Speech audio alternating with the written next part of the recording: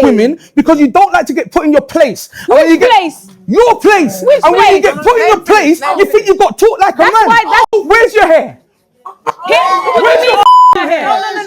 Bum ass niggas love approaching me in the street. They think they got a chance with me. Mind you, I don't date bum ass. I date corporate men. I date Caucasian men. I date Italian Jewish men. Is black love actually a scam? Because if you spend enough time on social media, you would generally believe black men hate black women. Black women hate black men. Nobody wants to marry anybody. Everybody is dating outside the race. And apparently, the black family is collapsing in real time. But then you leave TikTok, Instagram, and Twitter, and you look around. The picture doesn't look quite as apocalyptic. So what exactly happened? Did black love disappear? Or did the internet simply become very good at convincing us that it did? I don't actually think black love disappeared. There's a whole industry online dedicated to telling black men what is wrong with black women, and black women what is wrong with black men. You can literally build an entire platform around it. A man gets on camera and says, "Why are black women so masculine?" A bunch of black women get angry. Then a woman responds, "Black men are emotionally unavailable." Now black men get angry. Then another person says, "I'm a black creator that only dates white guys. I've never dated a black guy." Now everybody's fighting. And then the algorithm looks at all of this and says, "Perfect. More." And I think this is something we seriously need to understand. The algorithm does not need us to hate each other. It just needs us to be angry enough to keep watching. The internet isn't a perfect reflection of what black people actually think about each other. It's a magnifying glass. It takes the most outrageous person, controversial opinion, inflammatory relationship story, the most ridiculous gender stereotype, and puts it in front of millions of people. And after you've seen that content for 6 months straight, you start thinking, wow, is this really what black men think? Is this really what black women think? No. It's what the algorithm learned will keep you online. And unfortunately, we participate in it too. We quote tweet it and stitch it. We duet it and argue underneath it. Then we send it to our friends. We continue to hate watch it. And yeah, basically, we've just helped make the creator even more money. So I do think one of the biggest threats to black relationships today isn't necessarily that black men and black women suddenly become incompatible. It's that we've become extremely good at marketing our incompatibility to each other. If you listen to some people online, you would think black families have always been dysfunctional. Like, this is just how it is. As if black men have always abandoned their families, black women have always been single mothers, and black people have always had unstable relationships. But that's not true. The history is much more complicated. The black family structure in the United States looked very different in the middle of the 20th century than it does today. Black two-parent households were much more common around the 1940s and 1950s than they became in later decades. And this is where I want to be very careful, because whenever somebody says, see, black families were stronger during segregation, somebody else immediately says, so you want segregation back? No, absolutely not. Segregation was racist, it was violent, it denied black Americans equal access to education, housing, employment, political power, and basic civil rights. That's not to romanticize, and I'm not romanticizing that. But there's a paradox I think we need to address. Sometimes oppression forces communities to become more internally dependent. When you're excluded from somebody else's institutions, you build your own. You can't shop somewhere, you build your own businesses. When you can't attend certain schools, you create your own schools. And when hospitals discriminate against you, black doctors create their own practices in hospitals. The banks won't serve you, so black communities create their own financial institutions. And when society tells you that you're not welcome, you become more dependent on the people who are around you. And that creates community.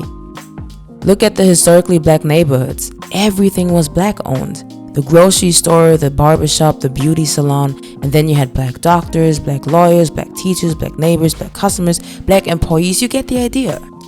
What I'm trying to say is that the black community used to be a functional economic and social ecosystem. Everything seemed about right because there was such a close-knitted bond. And I think that's important when talking about Black love, because relationships don't exist separately from the society that people live in. You need a job, you need housing, the same level of financial stability, a social network, people around you. All of these things affect whether people can actually build stable relationships and families. And this is why I get frustrated when the conversation about the Black family is reduced to individual choices, as if everything that happened was simply because Black men stopped being responsible or Black women stopped wanting families. Obviously, individual decisions matter, but how can we seriously talk about family stability without talking about the economic conditions surrounding those families? Black men, for example, experienced major disruptions in employment throughout the second half of the 20th century, particularly as manufacturing and other relatively stable blue-collar jobs declined.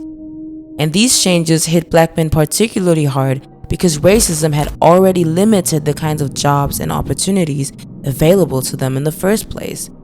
So if you suddenly have fewer stable jobs available to Black men, that doesn't just affect their income, it affects where they can afford to live, whether they can support a family. It affects people's ability to get married and stay married. It affects stress inside the household. And obviously, all of that eventually affects children too. There's actually research connecting these kinds of labor market changes and declining employment among men with lower marriage rates and changes in children's living arrangements. So when we're asking, why don't Black people love each other anymore? I think we're asking the question backwards. We should also be asking, what happened to the environment in which that love was supposed to survive? Because separating people's relationship from the economic and social conditions they're living through is unrealistic. And that's something I think gets completely lost when we reduce the entire conversation about Black relationships to Black men are the problem or Black women are the problem. It's much more complicated than that. Moreover, I think integration was necessary. Black people deserved access to the same schools, jobs, neighborhoods, businesses, and institutions as everybody else. But something can be morally necessary and still produce complicated consequences. And that's what happened in some Black communities. Once Black Americans gained greater access to previously segregated institutions, Black consumers increasingly spent their money outside of Black communities. But that did not mean white consumers suddenly began spending equally in Black businesses. And over time, many historically Black commercial districts declined. At the same time, middle-class Black families gained more access to suburban housing and increasingly moved away from central city Black neighborhoods, leaving behind poorer residents. Thus, integration gave Black Americans opportunities they absolutely deserved. But it did not automatically preserve the Black institutions that had been built under segregation, and therefore harmed the Black community. And look what happened. The people left behind are dealing with concentrated poverty and disinvestment. Again, I'm not saying segregation was good, it wasn't. I'm saying the end of segregation did not erase the economic damage racism had created, nor did it guarantee that Black communities would remain economically cohesive. And what do you think happens to the kids growing up in white neighborhoods and going to predominantly white schools where it is constantly communicated that their identity is inferior? Exactly, they start internalizing it. They suffer under cultural alienation, institutional hostility, and as always, racism. This is a huge problem, and many Black children report how they hate themselves or dislike their culture because of the environment they grow up in.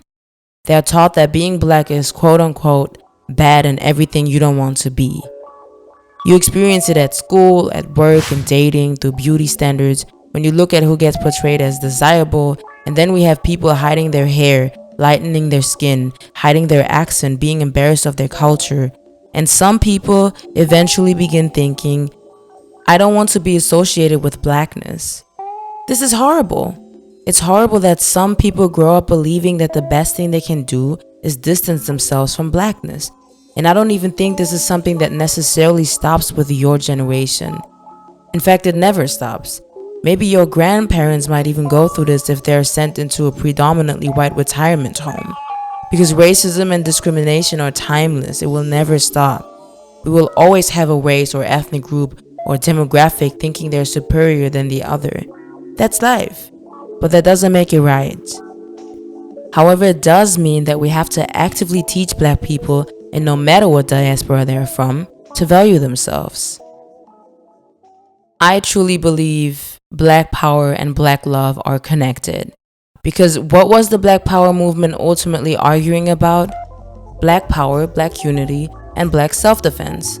The right for Black people to determine their own destiny. And the Black Panther Party is a fascinating example. The Panthers were founded in 1966 by Huey P. Newton and Bobby Seale in Oakland. They advocated Black nationalism, socialism, and armed self-defense, particularly against police brutality. And their famous 10-point program demanded things like freedom, full employment, decent housing, education, an end to police brutality, and the right of Black communities to determine their own destiny. And yes, the Panthers were revolutionary. Yes, they were controversial. Yes, some members were involved in violent and armed confrontations. We don't need to erase any of that history. Again, I'm not romanticizing them either because they had their flaws too. But that's ultimately not the argument I'm trying to make here. They had the idea that Black people could look at their community and say, we are responsible for each other. And that's where I personally see the connection to Black love. Because to me, Black love isn't Black people are better than everybody else or don't date anybody outside the race. It's also not hate white people and Black people are perfect. No, no, no, no, no. I won't even give white people that much attention. Black love to me is Black people refusing to believe that loving one another is something embarrassing. And that's why this quote from J. Edgar Hoover is necessary for my argument. In 1969, American FBI Director Hoover described the Black Panther Party as, quote, the greatest threat to the internal security of the country. The FBI's counterintelligence program constantly targeted the Panthers and other Black nationalist organizations. That's how political it got. And all of this because they stood up for Black rights and unity. Do you see how far they go? I mean, this doesn't prove there's a secret organization today trying to stop Black people from dating. I'm not making that claim, but what I am saying is that American history gives us plenty of evidence that Black political organization, Black self-determination, and Black community power have been treated as serious political threats before. So when I say Black power is connected to Black love, this is what I mean. A community that believes in itself, supports itself, and respects itself is powerful. And a community where Black men and Black women aren't constantly being convinced that they're each other's enemies. That's powerful too.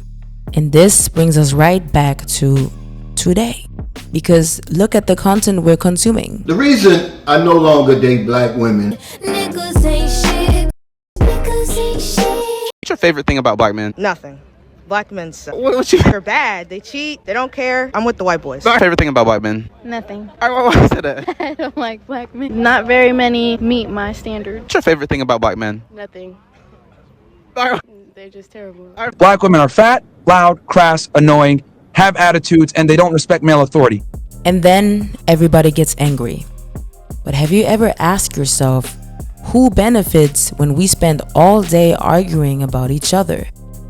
Because while we're fighting over who is more masculine, who is more desirable, loyal, cheats more, we aren't talking about building education, economic independence, community healing, raising children.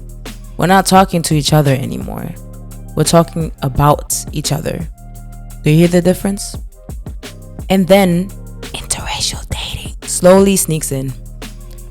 I'm not against interracial dating. Date whatever race you want to date. You do you. After all, you do not choose whom you fall in love with. Totally get that. But I do think we need to be able to discuss interracial relationships without immediately turning the conversation into interracial dating is evil or Black people should only date Black people. None of them is what I truly care about. My question is simply, how do you navigate two potentially very different cultural and racial experiences inside one relationship? Because love does not erase culture, nor does it erase history or racism. Let's not forget that. Love does not automatically make two people's experiences identical. This is not a fairy tale or Disney. You can be deeply in love with somebody and still have experiences that they will never fully understand. And that's not necessarily their fault. If you grew up black in America and your partner grew up in a completely different racial environment, there are certain things you can't explain to them, but they will never have lived your life, and vice versa. That requires empathy, a lot of it. And then some have children, and now you have another layer. What culture do they identify with? What traditions do they grow up with? What happens when one side of the family has completely different ideas about race? What happens when your kid experiences racism and the parent who has never experienced it personally has to learn how to support them? What happens when they feel caught between identities? I mean, there's a reason why it is reported that biracial or multiracial individuals have the highest rate of mental health struggles compared to monoracial groups.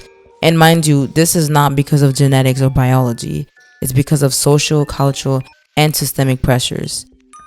Unfortunately, society is mainly designed for single race categories. Sure, we could change that by all breaking the unspoken rule and date each other, but again, to what I said earlier, there might be power dynamics where one race feels superior to the other, so some conflicts may arise. And yeah, interracial families can absolutely navigate these concerns I have. Millions do, otherwise there wouldn't be biracial and multiracial children. But I still want to emphasize that love doesn't mean there are no complications. But yeah, ultimately, I'm not here to advocate against interracial dating. I'm not the one to tell you what race you're allowed to love. What works for you, works for you. However, if you do date outside your race, I still expect you to respect your own. Talk highly about your people. Don't suddenly start dragging your own race just because you're in a relationship with someone from another one. That includes being able to acknowledge the bad experiences you've had without turning them into a generalization about an entire group of people. Because some of you will tolerate things from your partner that you would never tolerate from someone of your own race. Your partner makes a racist joke, disrespects black people, talks badly about black women or black men, and you just sit there quietly because, well, that's my partner. That's wrong. Love does not require you to abandon your principles. And most importantly, don't let your partner or your partner's family, friends, or anyone else from their racial background disrespect the woman or the men of your race while you're sitting there saying nothing. You don't have to hate anybody. You don't have to become some racial nationalist or agree with every single thing black people do. But have some respect for your own people. This video here is to promote Black love. I'm Gen Z. Hello, hey, if you couldn't tell yet. Obviously, I'm going to talk about my generation because what would that topic look like if I wouldn't include us?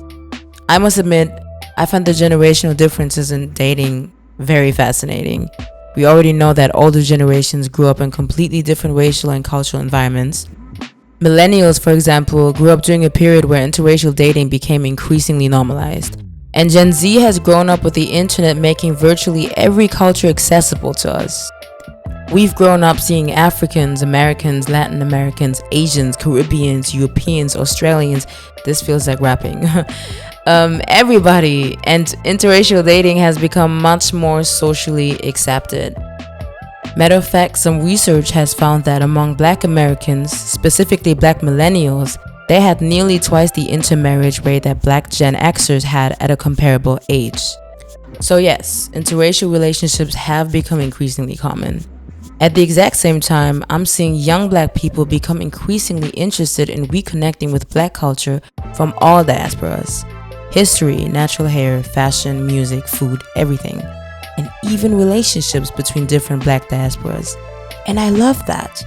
Because I don't think the future has to be Black identity or openness. I think we can have both. You can love your culture and respect someone else's. You can date interracially and still love being Black. You can date a Black American, a Cuban, a Ghanaian, a Jamaican, a Haitian, a Brazilian, a Senegalese, and realize that Black is not one monolithic culture. And actually, I think Gen Z has a really interesting opportunity here because we have access to more information than previous generations ever did. We can learn from each other, discover our similarities, our differences, and we can stop fighting over which diaspora is more black. I'm genuinely hyped for us. I don't think Gen Z is better. We're definitely not. Every generation has contributed something. I just think our dating landscape is different, and I think there's something beautiful about that. Well, everything I've just talked about brings me back to one thing. Black love is still happening. Look at Coco Jones, a Grammy-winning singer and actress, and Donovan Mitchell, an NBA superstar. And yes, I know, they're celebrities. I know. Celebrity relationships aren't proof that every black relationship is healthy. I know. At the end of the day, we don't know what happens behind closed doors. But it's just nice to see some positive representation, because the internet has created this narrative that black men and black women are fundamentally incompatible. And then you look at two successful black people who have their own careers and chose each other. Neither of them needs the other to survive, and yet they built a relationship. They got engaged, and now in August 2026, they are married. That's a beautiful modern version of black love.